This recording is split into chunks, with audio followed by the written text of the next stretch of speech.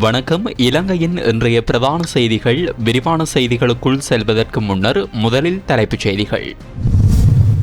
කතනඇතිම මන් දැමම අවසන් කරන්නද නැත්නම් අහන්නද? නෑ ගරු මන්ත්‍රීතුමා ඔබට විනාඩියේ තප්පර 30ක් තියෙන ප්‍රශ්නයක්. විනාඩියයි තප්පර 30යි. ඔබතුමාලා මේ மனநிலை பாதிக்கப்பட்டவராக இருந்தால் சிகிச்சை பெற்றால் சரிவரும். தமிழினத்தின் சாபக்கேடு அர்ச்சுனா. சபைக்குள் முட்டாள்தனமாக செயல்பட வேண்டாம். அர்ச்சுனா எம்பிக்கு சபாநாயகர் தெரிவித்த கருத்தால் சபையில் கடும் வாக்குவாதம்.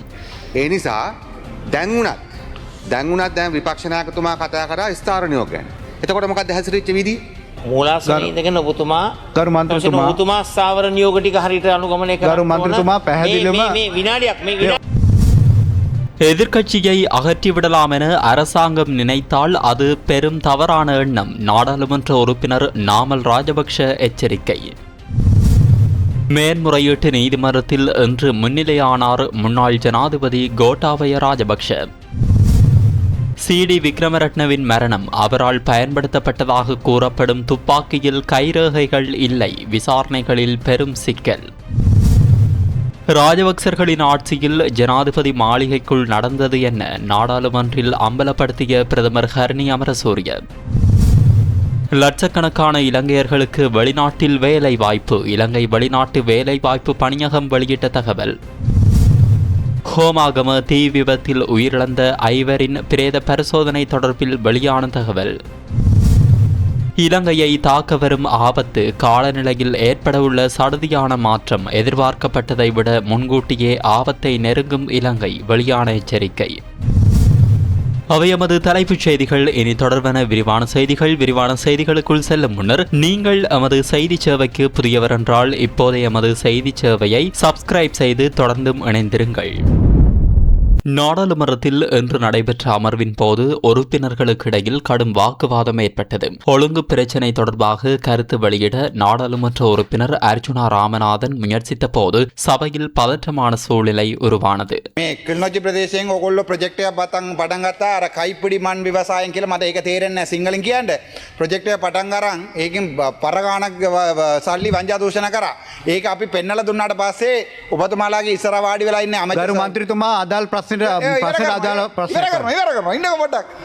ඒ නිසා මාව එළියට දැම්මා. මට අහන්න කැමති දැන් ඔබතුමාලා සල්ලි මිලියන් 600 වේදම් කරලා ගරු මන්ත්‍රීතුමා අදාළ ප්‍රශ්නයක් අතුරු ප්‍රශ්නයක් නෙවෙයි. இதன்போது கருத்து வெளியிட்ட அமைச்சர் பிமல் ரத்நாயக்க நாடாளுமன்றத்தில் சில உறுப்பினர்கள் அவசியமற்ற மற்றும் பொருத்தமற்ற வகையில் நடந்து கொள்வதாக விமர்சித்தார். மேலும் அர்ச்சுனா ராமநாதனின் செயல்பாடுகள் தமிழ் மக்களுக்கே அவமானத்தை ஏற்படுத்துவதாகவும் அவர் குற்றம் சாட்டியுள்ளார். அதேவேளை அர்ச்சுனா ராமநாதனின் நடத்தை குறித்து சில நாடாளுமன்ற உறுப்பினர்கள் அதிருப்தி வெளியிட்டுள்ளதாகவும் யாழ்ப்பாண மாவட்ட ஒருங்கிணைப்பு குழு கூட்டம் தொடர்பிலும் அவர் கருத்து வெளியிட்டார். இந்த நிலையில் அர்ச்சுனா ராமநாதன் இடைமறித்து பேச முயன்ற போது சபாநாயகர் சபையின் ஒழுங்கை பேணுமாறு அறிவுறுத்தியதுடன் நாடாளுமன்ற நடவடிக்கைகளை கேலிக்கூத்தாக மாற்ற வேண்டாம் என்றும் எச்சரித்தார். மேலும் தம்மை பற்றியும் முன்னர் அவதூறான கருத்துக்கள் வெளியிடப்பட்டதாக சபாநாயகர் குறிப்பிட்டார். இதனையடுத்து கருத்து வெளியிட்ட எதிர்க்கட்சித் தலைவர் சஜித் பிரேமதாச எந்த ஒரு உறுப்பினரிடமும் பொருத்தமற்ற வார்த்தைகளை பயன்படுத்துவது ஏற்றதல்ல என்று தெரிவித்தார். நிலையியல் கட்டளைகளுக்கு அமைவாக சபை நடவடிக்கைகள் முன்னெடுக்கப்பட வேண்டும் என்றும் அவர் வலியுறுத்தியுள்ளார். அத்துடன் அமைச்சர் பிமல் ரத்நாயக்க குறிப்பிட்ட பெயர் தொடர்பிலும் சஜித் பிரேமதாச விளக்கம் அளித்தார். குமார் பொன்னம்பலம் என்ற நாடாளுமன்ற உறுப்பினர் இல்லை என்றும்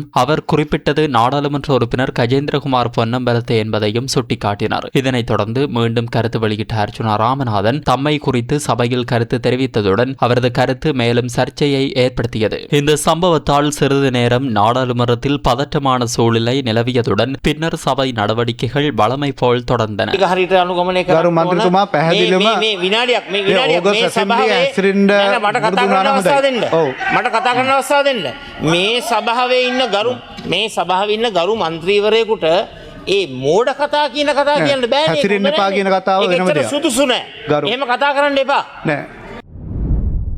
எதிர்க்கட்சியை முழுமையாக அகற்ற முடியும் என அரசாங்கம் கருதினால் அது தவறான எண்ணமாகும் என்று நாடாளுமன்ற உறுப்பினர் நாமல் ராஜபக்ஷ தெரிவித்துள்ளார். பொதுக்கூட்டம் ஒன்றில் உரையாற்றிய அவர் அரசாங்கத்தின் அணுகுமுறையை விமர்சித்தார். பிரதி அமைச்சர் ஒருவர் எதிர்க்கட்சியை முற்றிலும் அகற்றிவிட்டோம், மீதமுள்ளவற்றையும் விரைவில் அகற்றுவோம் என கூறியதாக சுட்டிக்காட்டிய நாமல் ராஜபக்ஷ இவ்வாறான கருத்துக்கள் ஜனநாயக நாட்டின் அரசியல் கலாச்சாரத்திற்கு பொருத்தமற்றவை என்றார். மேலும் நீதித்துறையில் மேற்கொள்ளப்படும் நியமனங்கள் நீதிமன்றங்கள் மற்றும் நீதியரசர்களின் ஓய்வு பெறும் வயது தொடர்பான நடவடிக்கைகள் மூலம் அரசாங்கம் தனது அரசியல் நோக்கங்களை நிறைவேற்ற முயற்சிப்பதாகவும் அவர் குற்றம் சாட்டியுள்ளார். அடக்குமுறைகள் மற்றும் அச்சுறுத்தல்களின் மூலம் எதிர்க்கட்சியை பலவீனப்படுத்த முடியாது என்றும் ஜனநாயகத்தை பாதுகாப்பது அனைவரின் பொறுப்பாகும் என்றும் நாமல் ராஜபக்ச வலியுறுத்தினார்.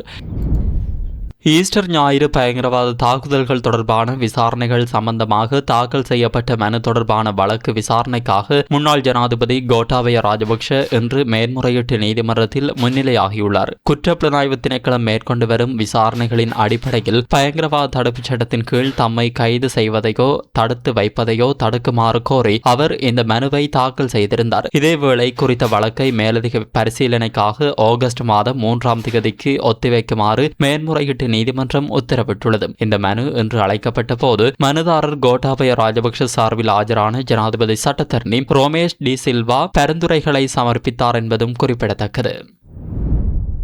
முன்னாள் காவல்துறை அதிபர் சி.டி. விக்ரமரட்னவின் மரணம் தொடர்பான விசாரணைகள் தொடர்ந்து முன்னெடுக்கப்பட்டு வருகின்றன. இந்த சம்பவத்துடன் தொடர்புடையதாக கருதப்படும் துப்பாக்கியில் இருந்து தெளிவான கைரேகைகளை கண்டறிவதில் சிரமம் நிலவுவதாக காவல்துறை வட்டாரங்கள் தெரிவிக்கின்றன. மேல் மாகாண தெற்கு சிறப்பு விசாரணை பிரிவை சேர்ந்த அதிகாரி ஒருவரின் தகவல்படி துப்பாக்கி சுடப்படும் போது உருவாகும் அதிக வெப்பம் காரணமாக அதில் பதிந்திருக்கும் கைரேகைகள் அழிந்திருக்கக்கூடும் என்ற சந்தேகம் எழுந்துள்ளது. குற்றச்சம்பவத்தில் பயன்படுத்தப்பட்ட ஆயுதம், தோட்டாக்கள் மற்றும் சுடப்பட்ட காலப்பகுதி உள்ளிட்ட தொழில்நுட்ப ஆதாரங்களை கண்டறிய முடிந்தாலும் சம்பவத்தின் உண்மையான பின்னணியை உறுதிப்படுத்த உதவும் முக்கிய தடயங்களில் ஒன்றான கைரேகை ஆதாரம் தெளிவற்ற நிலையில் இருப்பதாக விசாரணை வட்டாரங்கள் தெரிவிக்கின்றன. இதுவரை மேற்கொள்ளப்பட்ட விசாரணைகளில் சம்பவம் நிகழ்ந்த நேரத்தில் வீட்டில் வெளிநபர்கள் சட்டவிரோதமாக நுழைந்ததற்கான உறுதியான ஆதாரங்கள் எதுவும் கண்டறியப்படவில்லை. இந்த நிலையில் சம்பவம் தவறுதலாக இடம்பெற்ற துப்பாக்கிச் சூடா அல்லது உயிரை மாய்த்து கொண்ட சம்பவமா என்ற இரு கோணங்களிலும் விசாரணைகள் தொடர்ந்து முன்னெடுக்கப்பட்டு வருகின்றன. சம்பவத்திற்கு முன்னும் பின்னும் வீட்டை சுற்றியுள்ள பகுதிகள் மற்றும் வீட்டின் உட்புறத்தில் பதிவான சிசிடிவி காணொலிகளையும் காவல்துறையினர் விரிவாக ஆய்வு செய்து வருகின்றனர். இதேவேளை சம்பவத்தில் பயன்படுத்தப்பட்டதாக கூறப்படும் 9 மில்லிமீட்டர் பிஸ்டல் ரக துப்பாக்கி மற்றும் வழக்குடன் தொடர்புடைய ஏனைய சான்று பொருட்களை எதிர்வரும் 28ஆம் தேதி கடுவெல நீதவான் நீதிமன்றத்தில் சமர்ப்பிக்குமாறு மேல் மாகாண தெற்கு சிறப்பு விசாரணை பிரிவுக்கு நீதவான் அருண இந்திரஜித் புத்ததாச உத்தரவிட்டுள்ளார். ஜனாதிபதி மாளிகைகளை பராமரிப்பதற்காக கடந்த 9 வருட காலத்தில் சுமார் 35 கோடி ரூபாய் செலவிடப்பட்டுள்ளதாக பிரதமர் ஹரணி அமரசூரிய தெரிவித்துள்ளார். நாடாளுமன்றத்தில் உரையாற்றும் போதே அவர் இவ்வாறு தெரிவித்தார். கொழும்பு கோட்டை, கண்டி, நுவர்லியா, கதிர்காமம், அனுராதபுரம், மகியங்கனை மற்றும் பெந்தோட்டை ஆகிய பிரதேசங்களில் இந்த ஜனாதிபதி மாளிகைகள் அமைந்துள்ளதாக பிரதமர் தெரிவித்துள்ளார். அதன்படி 2018 முதல் 2025ஆம் ஆண்டு வரையிலும் 2026ஆம் ஆண்டின் முதல் 6 மாதங்களிலும் இந்த செலவுகள் மேற்கொள்ளப்பட்டுள்ளன. 2018ஆம் ஆண்டில் மட்டும் பராமரிப்பு மற்றும் திருத்த பணிகளுக்காக சுமார் 12.5 கோடி ரூபாய் செலவிடப்பட்டுள்ள நிலையில் அதன் பின்னரும் வருடாந்தம் பல கோடி ரூபாய் செலவிடப்பட்டுள்ளதாக பிரதமர் தெரிவித்துள்ளார். 2024ஆம் ஆண்டில் பராமரிப்பு மற்றும் திருத்த பணிகளுக்காக சுமார் 2.3 கோடி ரூபாவும் 2025ஆம் ஆண்டில் 1 கோடி ரூபாவுக்கும் அதிகமான தொகையும் செலவிடப்பட்டுள்ளது. இதேவேளை தற்போதைய அரசாங்கத்தில் அமைச்சர்களுக்கு வழங்கப்பட்ட உத்தியோகபூர்வ இல்லங்கள் மக்களின் தேவைகளுக்காக மட்டுமே பயன்படுத்தப்படுகின்றன எனவும் பிரதமர் ஹரணி அமரசூரிய நாடாளுமன்றத்தில் தெரிவித்துள்ளமை குறிப்பிடத்தக்கது. 2026ஆம் ஆண்டில் 2.5 லட்சம் இலங்கையர்களுக்கு வெளிநாட்டு வேலை வாய்ப்புகளை வழங்க இலங்கை வெளிநாட்டு வேலை வாய்ப்பு பணியகம் இலக்கு நிர்ணயித்துள்ளது. அரசாங்கம் மற்றும் பணியகத்தில் பதிவு செய்யப்பட்ட வேலை வாய்ப்பு முகவர் நிறுவனங்களூடாக இந்த வேலை வாய்ப்புகள் இலங்கையர்களுக்கு வழங்கப்படும் என பணியகம் தெரிவித்துள்ளது. மத்திய கிழக்கு நிலவும் இராணுவ பதற்றம் காரணமாக அண்மை காலங்களில் வேலை வாய்ப்புக்காக வெளிநாடு செல்லும் இலங்கையர்களின் எண்ணிக்கையில் ஓரளவு குறைவு ஏற்பட்டுள்ளது. எனினும் அதிக ஊதியம் மற்றும் பாதுகாப்பு உறுதியான நாடுகளுக்கு தொழிலாளர்களை அனுப்பும் நடவடிக்கைகள் தொடர்ந்து முன்னெடுக்கப்பட்டு வருகின்றன. 2026ஆம் ஆண்டில் இதுவரை மொத்தம் 1,43,087 இலங்கையர்கள் வெளிநாட்டு வேலை வாய்ப்புகளுக்காக புறப்பட்டுள்ளனர். இதில் 92,590 பேர் ஆண்களும் 50,497 பேர் பெண்களுமாக உள்ளனர். இதேவேளை இலங்கை தொழிலாளர்களின் முக்கிய வேலை வாய்ப்பு இலக்காக விளங்கும் இஸ்ரேலுக்கு இந்த ஆண்டு 14,000 தொழிலாளர்களை அனுப்ப திட்டமிடப்பட்டுள்ள நிலையில் இதுவரை 7,800 773 பேர் அங்கு பணிக்கு சென்றுள்ளனர். அத்துடன் தென்கொரியாவில் 8000 தொழிலாளர்களை அனுப்ப இலக்கு நிர்ணயிக்கப்பட்டுள்ள நிலையில் தற்போது வரை 4794 பேர் வேலை வாய்ப்புக்காக சென்றுள்ளனர். பணியகத்தின் புள்ளி விவரங்களின்படி இந்த ஆண்டு இதுவரை 73623 பேர் திறன் சார்ந்த தொழில்களுக்காகவும் 69494 பேர் திறன் சாரா தொழில்களுக்காகவும் வெளிநாடுகளுக்கு சென்றுள்ளனர். மேலும் வெளிநாடுகளில் பணியாற்றும் இலங்கையர்கள் 2026 ஜனவரி முதல் ஜூன் வரையிலான 6 மாதங்களில் 4.6 பில்லியன் அமெரிக்க டாலர்களை நாட்டிற்கு அனுப்பியுள்ளதாகவும் இது நாட்டின் அந்நிய செலாவணி வருவாயில் குறிப்பிடத்தக்க பங்களிப்பை வழங்கியுள்ளதாகவும் பணியக தரவுகள் தெரிவிக்கின்றன.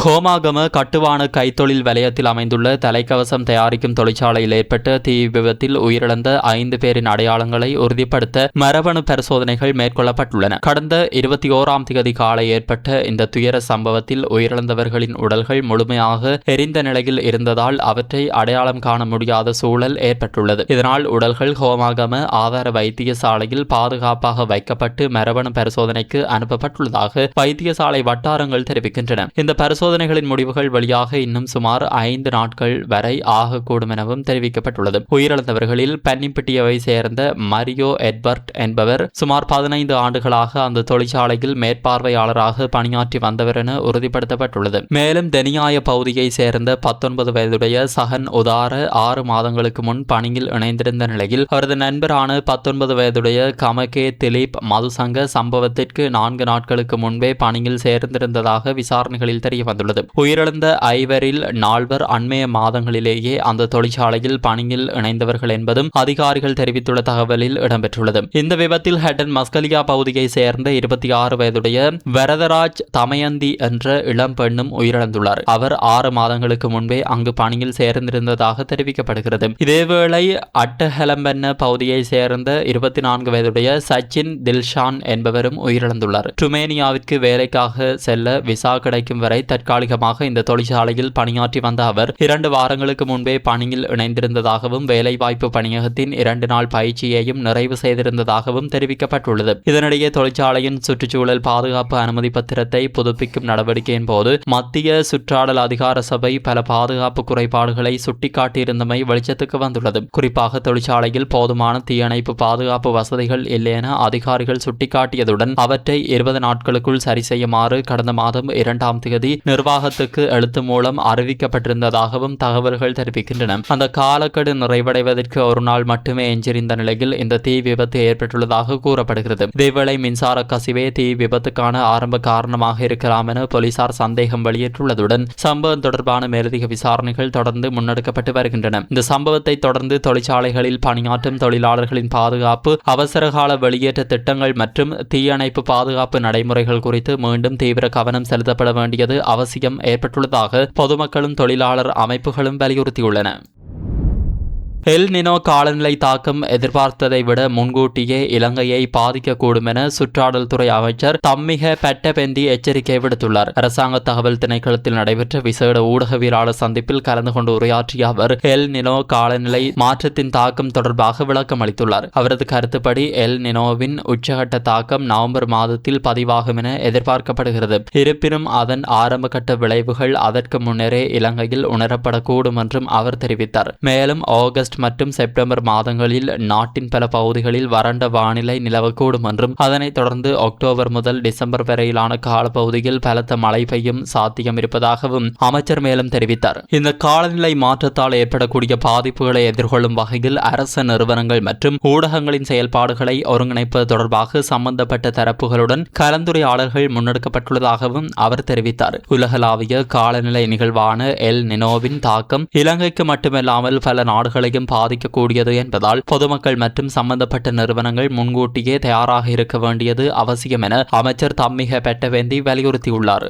இத்துடன் இன்றைய பிரதான செய்திகள் நிறைவடைகின்றன. இதுபோன்ற செய்திகளை தொடர்ந்தும் பெற்றுக்கொள்ள உரிமை குரலோடு இணைந்திருங்கள். வணக்கம்.